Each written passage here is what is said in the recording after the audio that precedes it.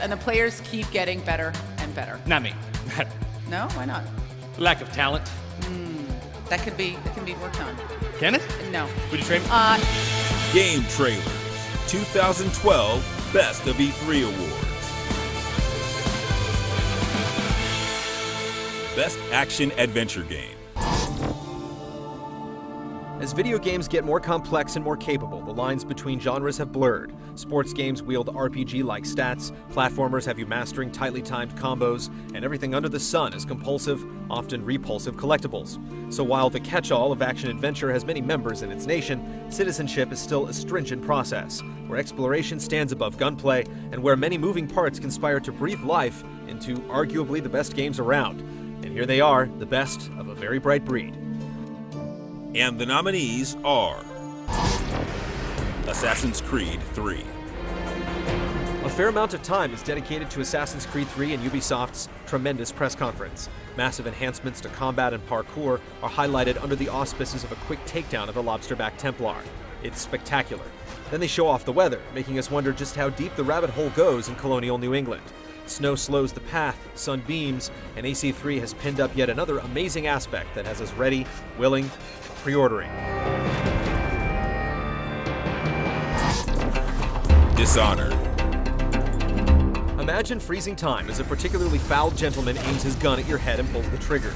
Now imagine as the fabric of space crystallizes around you, possessing said gentleman's head and positioning him in front of his own bullet. A steampunk-assisted suicide and just one slice of death feeling afforded by Dishonored's interchangeable parts.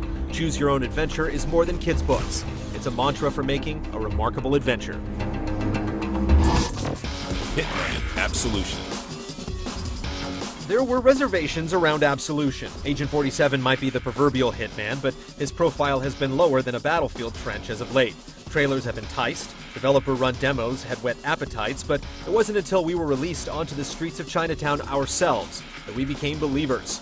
We found 4 completely different ways to solve the same level in the span of 30 minutes, and games don't get much more flexible than that. The Last of Us. Guns, combinable items, a cover system, yes, Naughty Dog's latest hit all the checkboxes. Many games considered for a nomination do as well. The Last of Us' showing at E3 is impressive and dark. The scarcity of bullets lead to the necessity of brutal attacks, acted out with a touch of cinema verite. Ellie's commentary gives a small harbor of humanity, but what we've seen and played is comprised of desperate acts by desperate people. What happens when the infected gets involved? We can't wait to find out. Tomb Raider. Finally, an Uncharted clone.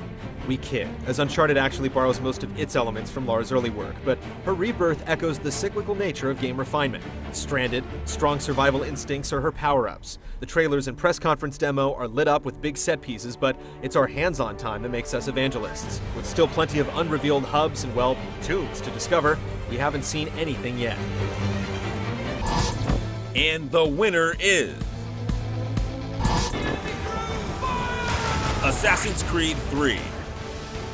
Quality oozes, gushes, and erupts all around AC3 with the shackles of series malaise cast off, as Altair and Ezio have bowed out from the limelight to make way for Connor's debut. Terrific trailers, remarkable hands-on time that includes multiplayer, and a trio of different press demos give more than the usual vertical sample we expect at E3.